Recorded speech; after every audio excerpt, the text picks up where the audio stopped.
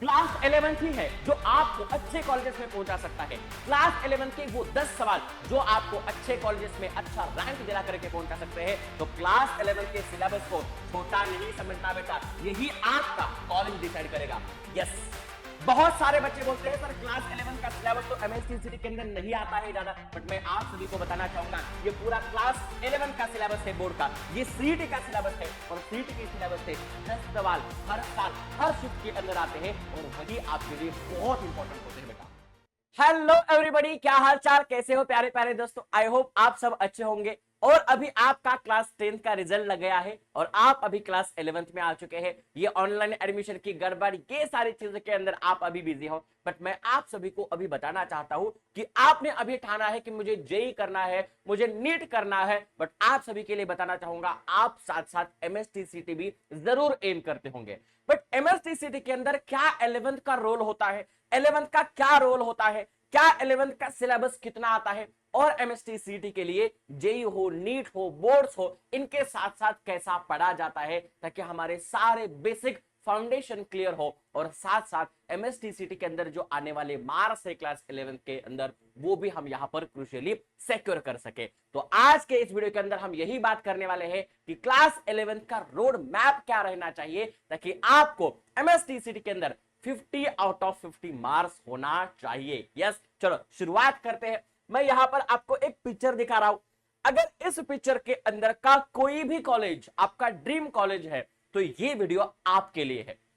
कौन से कॉलेज है? सीयूपी, विजेटीआई, वालचंद और यहां पर अगर हम बात करते हैं आईसीटी है ना, इंस्टीट्यूट ऑफ केमिकल टेक्नोलॉजी, बहुत बढ़िया कॉलेज। पीसीबी वाले बच्चों तो यहां पर जाना ही चाहते हैं फार्मेसी के लिए और ये सारे इंजीनियरिंग कॉलेजेस। तो अगर इनके अंदर के टॉप 10 कॉलेजेस अगर आपका ड्रीम कॉलेज है महाराष्ट्र के अंदर का तो ये वीडियो सिर्फ आपके लिए है, क्योंकि यहां पर आपको इन टॉप 10 कॉलेजेस के अंदर जाने के लिए मदद कर सकता है और वो है सिर्फ और सिर्फ 11th का सिलेबस। बहुत सारे बच्चे यहां पर गलती कर देते हैं कि सर 12th का पोर्शन 40% आ जाता है, मतलब 40 क्वेश्चंस आते हैं तो मैं 11th का पोर्शन नहीं करूंगा। बट सबसे बड़ी गलती यहां पर करते हैं क्योंकि आपका जो कट ऑफ लगता है वो कट ऑफ 1-2 पॉइंट से लगता है और उसके अंदर आपके 11th के मार्शल बहुत काम आते हैं, इसलिए 11th को यहां पर छोटा कभी नहीं समझना है। चलो शुरुआत करते हैं।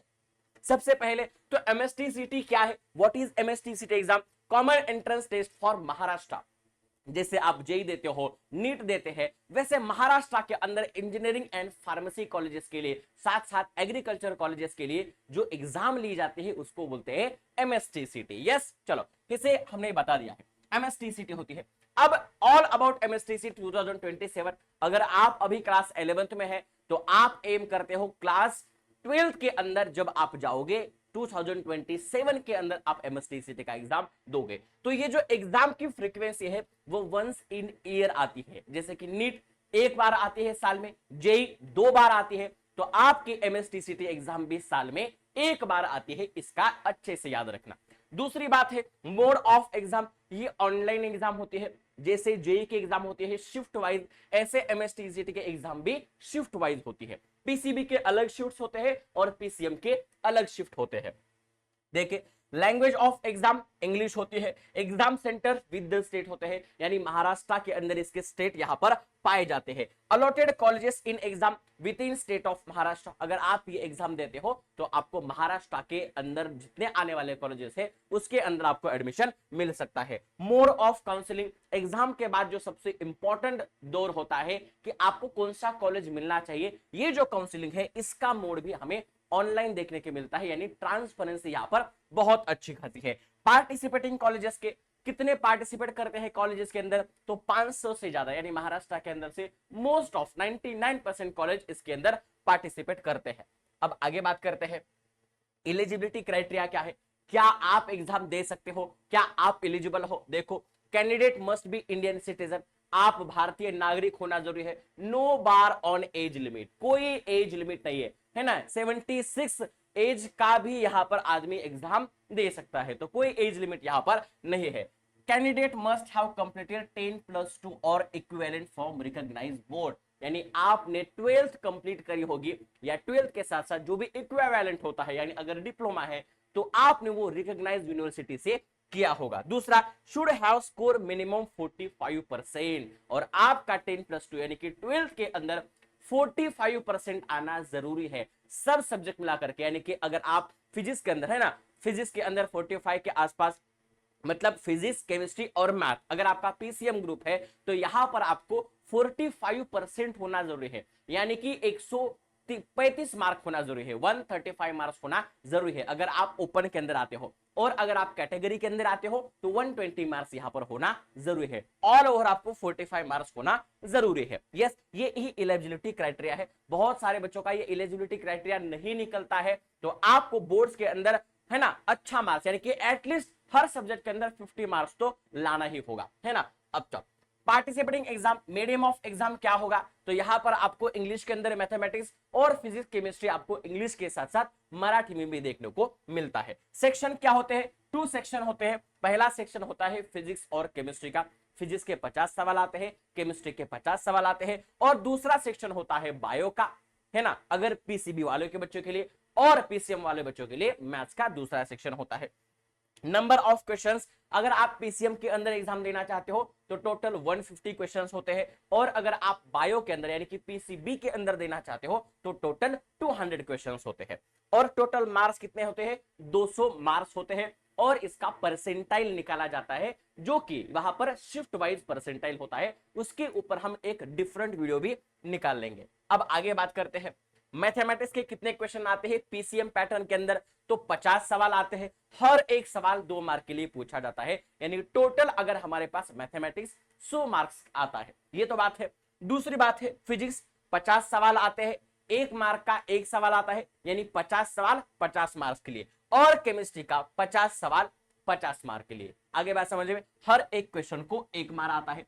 यही सेम हमारे पास पीसीबी के अंदर देखा जाता है, बट पीसीबी के अंदर बायोलॉजी के कितने क्वेश्चंस आते हैं, 100 क्वेश्चंस आते हैं। कितने क्वेश्चंस आते हैं, 100। हर एक क्वेश्चन को 1 मार्क, फिजिक्स के 50 क्वेश्चन, केमिस्ट्री के 50 क्वेश्चन, हर एक क्वेश्चन को 1 मार्क यहां पर दिया जाता है। अब आगे बात करते हैं कि सर इस एग्जाम की अभी क्या पातड़ी है, इस एग्जाम के लिए कितने बच्चे बैठ रहे हैं, तो मैं अभी के लिए बताना चाहूंगा अभी कंपटीशन बहुत बढ़ रहा है एमएसटीसी के अंदर। ऑल ओवर इंडिया से भी बहुत सारे बच्चे बैठ रहे हैं। तो यहां पर ये जो आंकड़ा है मैं आपको बताना चाहूंगा, 2023 के अंदर 4.28 लाख बच्चे थे, 2024 के अंदर 6.74 लाख बच्चे थे, और 2025 में 8.94 लाख। तुम समझ सकते हो करीब करीब 9 लाख के आसपास बच्चों ने इस बार का एग्जाम दिया था। तो आप सोच सकते हो कि यानी अगले साल, अगले 2 साल ये करीब करीब आंकड़ा 10 लाख के आसपास जाने वाला है,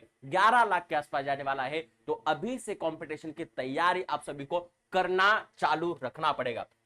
दूसरी बात, यहां पर पेपर 1 होता है मैथमेटिक्स के, क्लास 11 से 10 क्वेश्चन आते हैं, और क्लास 12 से 40 क्वेश्चन आते हैं। टोटल 50 क्वेश्चन आते हैं, और मार्क्स पर क्वेश्चन 2, तो टोटल मार्क्स 100 होते हैं। अब पेपर सेकंड बात करते हैं, ये है हमारे पीसीएम वाले बच्चों के लिए। पीसीएम वाले बच्चों के लिए फिजिक्स कितने मार्क्स का आता है, 10, 11 से क्वेश्चन आते हैं, और 12 से 14 क्वेश्चन आते हैं। केमिस्ट्री से 10 क्वेश्चन आते हैं, और 12 से 14 क्वेश्चन आते हैं। टोटल क्वेश्चन हमारे पास 100 आते हैं 100 मार्क्स के लिए। और जो बच्चे पीसीबी देना चाहते हैं इनके लिए ये वाला पेपर नहीं होता है, ये दोनों ही पेपर होते हैं। तो बायोलॉजी के क्लास 11 से 20 क्वेश्चन आते हैं, और क्लास 12 से 80 क्वेश्चन आते हैं। टोटल 100 क्वेश्चन आते हैं। अब आपका सवाल होगा, यस अब आपका सवाल होगा, सर यहां पर अगर हम बात करते हैं तो क्लास 11 से 10 क्वेश्चन आते हैं, बट सर यहां पर क्लास 11 के अंदर सिलेबस तो बहुत बड़ा है। तो यहां पर एक तो चीज बता दीजिए कि हमें एमएसटीसीटी के लिए कौन से टॉपिक पढ़ने होते हैं और कौन से टॉपिक यहां पर नहीं पढ़ने होते हैं। तो ये सिलेबस है हमारा क्लास 12th बोर्ड का। यस देखो बेटा, ये सिलेबस है हमारे पास क्लास 12th बोर्ड का। क्लास 12th बोर्ड ये सारे टॉपिक्स आपको देखने मिलेंगे। Some basic concept of chemistry MHT CET के अंदर भी पूछा जाता है, some basic concept of chemistry. Introduction to analytical chemistry board के अंदर पूछा जाता है, बट एमएसटीसीटी के अंदर नहीं पूछा जाता है। बेसिक एनालिटिकल टेक्निक एमएसटीसीटी के अंदर नहीं पूछा जाता है। स्ट्रक्चर ऑफ एटम एमएसटीसीटी के अंदर पूछा जाता है। केमिकल बॉन्डिंग यहां पर एमएसटीसीटी के अंदर पूछा जाता है। रेडॉक्स रिएक्शन पूछा जाता है। इसके बाद मॉडर्न पीरियोडिक टेबल नहीं पूछा जाता है, याद रखो। यस, बट आपको इनके अंदर यहां से सवाल पक्का मिलेंगे। एलिमेंट्स ग्रुप 1 एंड 2 यानी कि पी ब्लॉक मिल जाए, सॉरी एस ब्लॉक में मिल जाएगा। एलिमेंट्स 13 14 15 मिल जाएगा।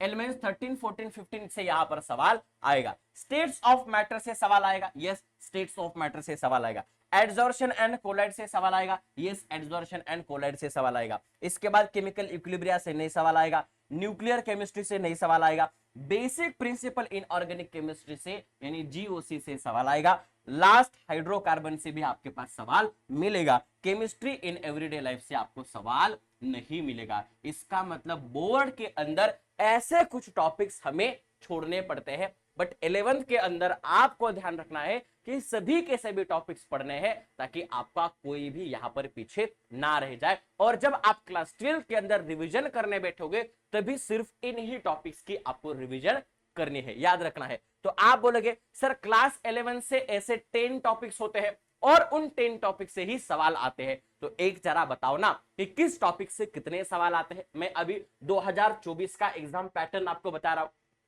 सम बेसिक कॉन्सेप्ट हर बार एक सवाल आया है, कभी कभी किसी शिफ्ट के अंदर 2 भी सवाल आए हैं, यानी टोटल 18 सवाल यहां पर 2024 के अंदर पूछे गए थे। दूसरा है स्ट्रक्चर ऑफ एटम।